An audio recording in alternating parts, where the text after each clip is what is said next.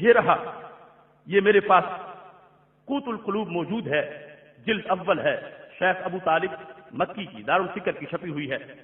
اس کے اندر یہ لکھا ہوا ہے،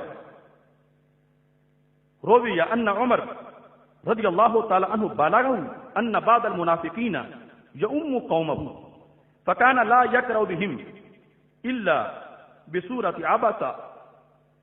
آپ کو حضرت عمر رضی اللہ تعالیٰ عنہ کو پتا چلا کہ ایک شخص اپنی قوم کا امام ہے اور انہیں وہ امامت کرواتا ہے اور عبسہ وتولی سورت یہ کثرت سے پڑھتا ہے نماز کے اندر۔ فارسلہ، حضرت عمر رضی اللہ تعالی عنہ نے بلا لیا، فضرب عنقہ، اس کی گردن اڑا دی۔ اب یہاں پر بتایا جائے کہ لفظ کون سے تھے، صریح یا غیر صریح، کہ جن کے لحاظ سے لفظوں کی بات کی جائے۔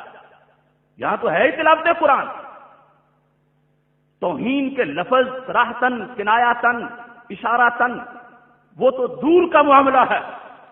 یہ تو شخص تلاوت قرآن کرتا ہے، اللہ کا کلام پڑھتا ہے، لیکن حضرت عمر رضی اللہ تعالی عنہ نے بلاتے اتنا پتا چلا کہ یہ عبسہ وتولی پڑھتا ہے، اپنی قوم کو جماعت کراتا ہے، اور یعنی اس نے چونکہ اس میں بظاہر سمجھا جاتا ہے کچھ لوگ کی جھلکی ہے، تو یہ اسی صورت کو پڑھتا ہے۔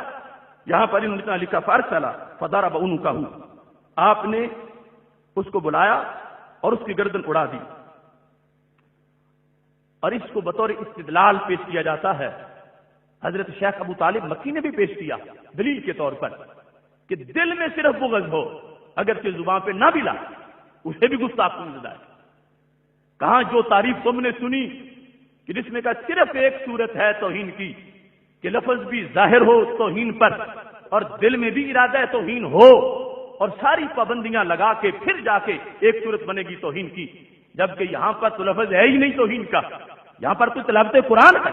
اور اس کے باوجود حضرت عمر رضی اللہ تعالی عنہ نے اس پر یہ فیصلہ کر دیا اور یہ بتا دیا کہ یہ مقام بڑا نرم و نازک ہے اور اس کے جو آداب ہیں ان کو پیش نظر رکھنا چاہیے۔